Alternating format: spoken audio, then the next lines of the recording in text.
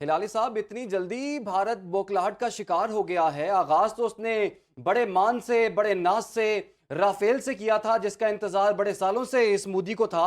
लेकिन जब मुंह की खानी पड़ी तो उसके बाद अब वो अपने एयरक्राफ्ट नहीं भेज रहे, बल्कि ड्रोन के साथ वो पाकिस्तान के मुख्तलिफ इलाकों में छेड़छाड़ की कोशिश कर रहे हैं। तो आप क्या समझते हैं, सिचुएशन किस तरफ जा रही है?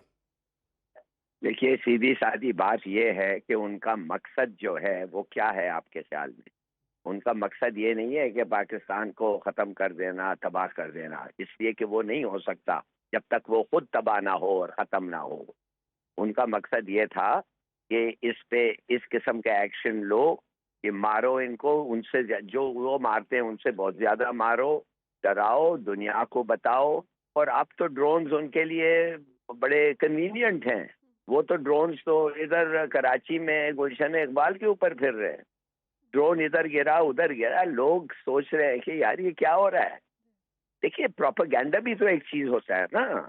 आपको मार के नहीं जीत सकते हैं आप इमेज से भी जीत उनको आपका मसला हासिल कर सकते हैं। तो ये मत समझिए कि ये ड्रोन्स जो हैं ये कुछ नहीं है, ये मक्खी हैं, मच्छर हैं।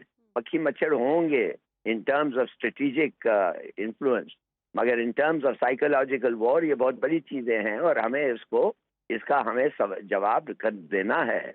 और देना क्या है, हमने इसको रोकना भी है और देना भी है जवाब। अगर नहीं देंगे तो ये प्रोपेगेंडा एडवांटेज जफर साहब, ठीक कहा साइकोलॉजिकल। आपने, जवाब देना भी है और देंगे भी, क्योंकि भारत ने तो अभी टाइम लिया ना, 15-16 दिन बाद रिस्पॉन्ड किया, क्योंकि हम तहकीकात का मुतालिबा कर रहे थे, शवाहिद मांग रहे थे, सबूत मांग रहे थे।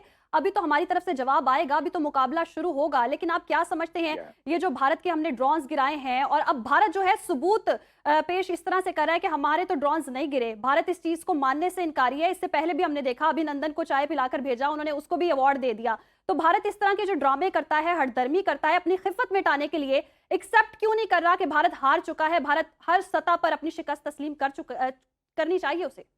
इस चीज देखिए, एक एक मुल्क है जिसका खुदा के पास 6 हाथ होते हैं और 4 पाँव और 6 सर होते हैं। तो वो मानने के लिए तैयार है।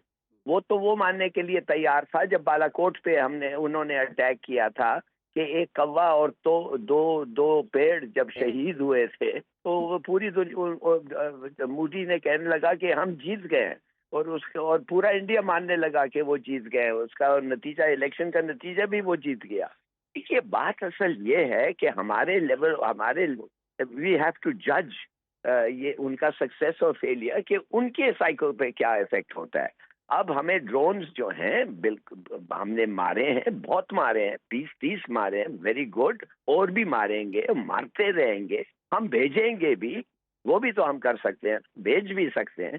तो हम भेजेंगे भी, या अगर हमारा आर्मरी में, हमारे टैक्टिक्स में ये है। जी, मगर ये याद रखें कि there is also a propaganda dimension. ये नहीं कि एक्चुअली क्या हो रहा है उसी चीज से हमें डरना चाहिए।